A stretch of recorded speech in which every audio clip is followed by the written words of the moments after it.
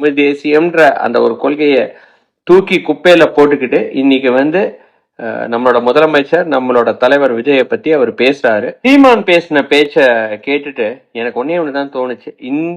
இப்ப இருக்கிற சூழ்நிலையில தமிழ்நாடு மக்கள் ரொம்ப விழிப்புணர்ச்சியோட இருக்கணும் அப்படின்ற மாதிரி தான் எனக்கு தோணுச்சு. ஏன்னா தமிழ் தேசியம் என்ற போர்வையில் ரொம்ப டீசெண்டா எந்த அளவுக்கு டிஎம்கேவோட பி டீமா தான் அவர் செயல்படுறாரு அப்படின்றதுல எந்த ஒரு மாற்று கருத்தும் கிடையாது. தம்பி தம்பின்னு சொல்லிட்டு இன்னைக்கு அவர் எங்க இருக்கிறாரு அப்படின்றத நம்ம அப்படியே கண்ணுக்கு எதிராவே நம்ம பாக்குறோம். இன்னைக்கு அவரால் தாங்க முடியல. அந்த அந்த கோபத்தின் வெளிப்பாடுதான் அந்த பேச்சு அப்படின்ற மாதிரியும் நான் பாக்குறேன். தமிழ் தேசியம்ன்ற அந்த ஒரு கொள்கையை தூக்கி குப்பையில போட்டுக்கிட்டு இன்னைக்கு நம்மளோட முதலமைச்சர் நம்மளோட தலைவர் விஜயை பத்தி அவர் பேசுறாரு.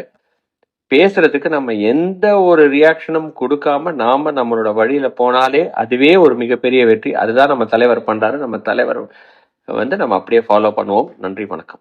சீமான் பேசின பேச்ச கேட்டுட்டு எனக்கு ஒன்னே ஒண்ணுதான் தோணுச்சு.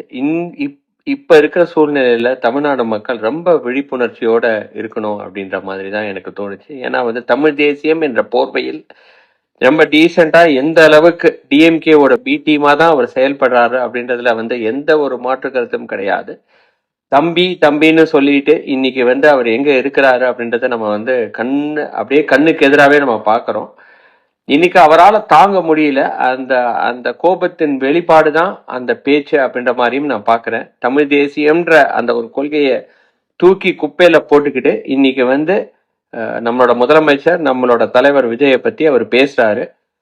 பேசுறதுக்கு நம்ம எந்த ஒரு ரியாக்ஷனும் கொடுக்காம நாம நம்மளோட வழியில போனாலே அதுவே ஒரு மிகப்பெரிய வெற்றி. அதுதான் நம்ம தலைவர் பண்றாரு. நம்ம தலைவர் நம்ம அப்படியே ஃபாலோ பண்ணுவோம். நன்றி, வணக்கம்.